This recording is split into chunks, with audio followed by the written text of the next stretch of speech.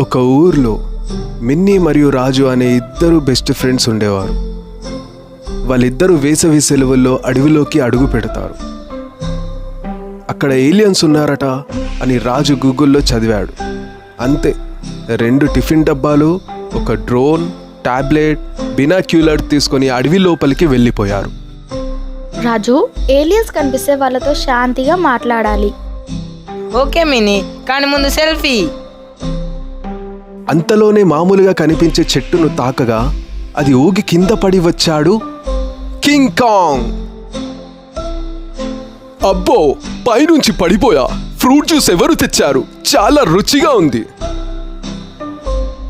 Osh my God, ఇది అసలే alien కాదు, పెద్ద కోతి. ఓష్, ఇది శాంత మానవ కోతి. కనీసం హ్యాండ్ షేక్ ఇవ్వండి. అడవిలో టూర్. కింగ్ కాంగ్ వాళ్ళని భుజాలపైన ఎక్కించుకొని అడవిలో టూర్ ఇచ్చాడు. ఈ అడవిలో ఎవరైనా కోడిగుడ్డు వేసి పెరుగు తింటే పూలు పండుతాయి. ఇది గూగుల్లో లేదే. అంతలో కింగ్ కాంగ్ మరియు పిల్లలు ఓ గుహలోకి వెళ్తారు. అడవి అందాలను చూస్తూ పాట పాడుతారు. చీరుగాలి చెరువులో పదుతుంది పత, చెట్టు చెంబులు కొట్టుకుంటా నోట, పచాని గడ్డలు కాలిసి నవ్వుతాయి, గుండెలో సంతోషం తేలు చేస్తుంది.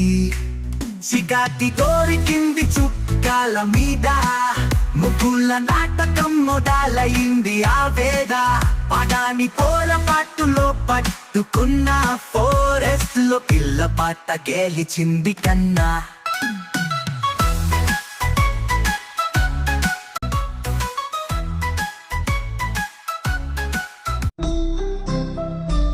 పిల్లలు ఇంటికి వెళ్ళే సమయం వచ్చేసింది.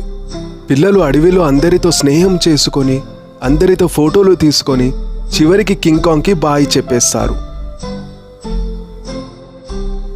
పిల్లలు, మీరు ఈ అడవికి వచ్చినందుకు చాలా ఆనందంగా ఉంది. మరియు మీరు వెళ్తున్నందుకు చాలా బాధగా కూడా ఉంది. మళ్ళీ వేసవిలో తప్పకుండా రావాలి. Miss you king Kong.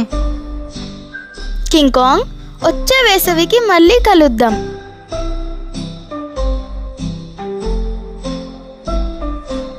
పిల్లలు ఇంటికి తిరిగొచ్చాక అడవిలో ఉన్న వాళ్ళ స్నేహితుల గురించి, వాళ్ళు చేసిన అడ్వెంచర్స్ గురించి గుర్తు చేసుకొని మాట్లాడుకుంటారు.